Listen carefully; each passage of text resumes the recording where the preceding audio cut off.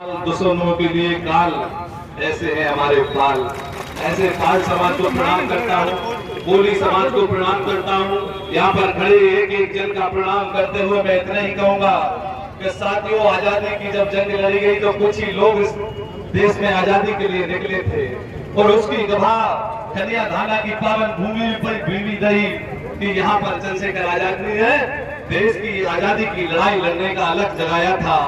और वही आज अलग आपने यहाँ पर जगाया कि अंग्रेजों भागो पिछोड़ कन्या लाला छोड़ो, और अब आजादी आती है।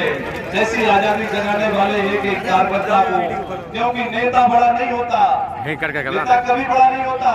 यहाँ पर बैठा एक एक वो व्यक्ति बड़ा है जो नेता को बूथ पर जिताकर नेता बनाने का काम करता है। मैं प्रीतम भैया से कहना चाहता हूँ कि आने वाला समय आपका है। इनका एक एक हिसाब अपमान का बदला आप पूरी ताकत से लोगे।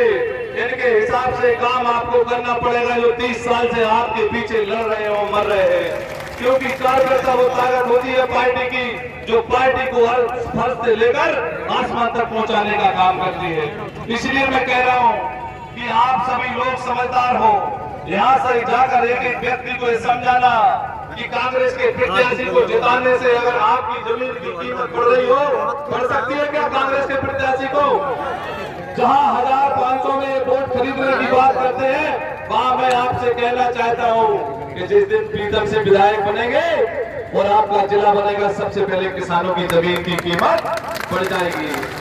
आप कांग्रेस के प्रत्याशी को जिताने से आपके बच्चे को नौकरियां मिल सकती हैं कि मेडिकल मिल सकते हैं, बताना मुझे। लेकिन जिस दिन प्रीतम भैया जीतेंगे और जिला बनेगा, उस दिन आपके यहाँ रोजगार और मेडिकल और कॉलेज भी उपलब्ध होंगे आपके बच्चों के लिए। मैं आपसे पूछना चाहता हूँ, कांग्रेस के प्रत्याशी को जिताने से क्या कलेक्टर ऑफिस कन्या धाना पिछोर में खुल पाएगा? एसपी ऑफिस हाथ उठाकर बताओ, खुल पाएगा कि नहीं? एक एक व्यक्ति बताओ, व्यापारी, तमाम मेरे साथियों, क्या कलेक्टर और एसपी ऑफिस कांग्रेस के प्रत्याशी को जिताने से खुल पाएगा?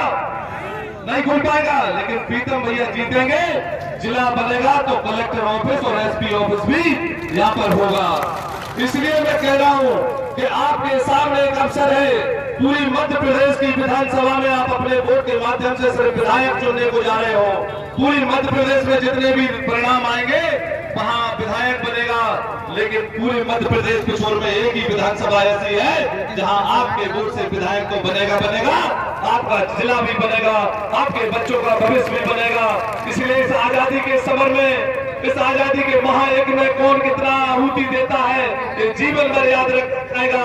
जब राम सेतु बन रहा था तो बंदर भालू नल नील राम सेतु बना रहे थे, लेकिन उनके साथ एक गिलहरी भी धीरे से बालू का कंकड़ उठाकर बालू डाल रही थी। लोग बालू बंदर हंसे कि अरे गिलहरी तेरे इतने बालू के दाने से डालने से कुछ नहीं होगा, क्यों परेशान हो गई? राम सेतु तेरे बनाए से नहीं बनेगा। तो गिलहरी ने एक ही बात कही, ये तो मुझे भी पता है कि मेरे इतने से कंकड़ से कुछ नहीं होगा, लेकिन जिस दिन राम सेतु का इतिहास लिखा जाएगा, मुझ गिलहरी का नाम भी लिखा जाएगा कि राम सेतु में उस गिलहरी का भी योगदान है।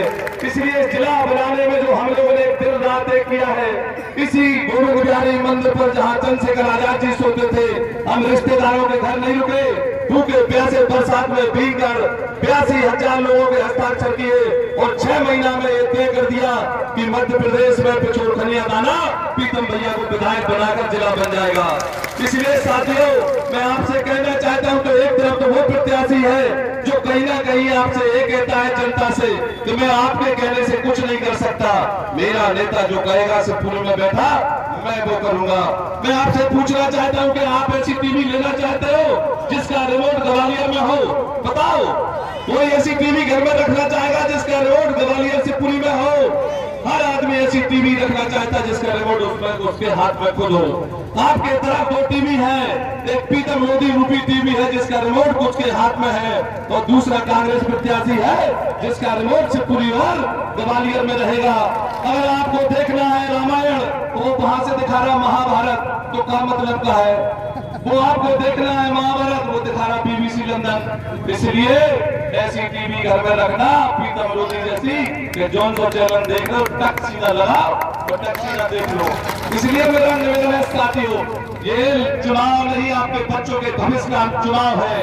ये भविष्य के बच्चों के भविष्य को तय करने का चुनाव है। इसे हल्के में मत लेना। आज अगर आप लड़ाई हार जाओगे तो मेरा वादा है आपकी अच्छाई की लड़ाई लड़ने कोई कभी आगे नहीं आएगा। इसलिए जीवन में याद रखना, पूरे जोश के साथ, पूरी मर्यादा के साथ ये ऐतिहासिक जीत आपको दिलानी है। मैं आपसे वादा करता हूं, जिन गांव को हम कभी नहीं जीत पाए, कांग्रेस के लोगों ने कभी नहीं जीतने दिया, मैं आपसे वादा करता हूं कि मैंने कहा प्रीतम भैया से, ऐसे क्षेत्र मुझे दे दो जो कभी ना जीते, मैं जिताने की जिम्मेदारी लेता हूं। इसलिए आप मुझसे महत्वपूर्ण हो। इस मंच पर बैठे नेताओं से महत्वपूर्ण मैं आप लोगों को मानता हूं। मैं बार बार कहता हूं कि जमीन पर बैठा जमींदार और कुर्सी पर बैठे चौकीदार, जमीन पर बैठने वाला सदैव जमींदार होता है और कुर्सी पर बैठने वाला चौकीदार होता है। आप अपने बीच में कोई नेता चुनने नहीं जा रहे हो, कोई मालिक चुनने नहीं जा रहे हो जो जनता से अपने पैर दबाए। आप एक ऐसा विधायक चुनने जा रहे हो जो आपके पैर दबाने का काम करेगा, आपको सम्मान दिलाने का काम करेगा। इसलिए साथियों ध्यान रखना, एक व्यक्ति आपको झुकना सिखाता है और एक व्यक्ति आपको गले लगा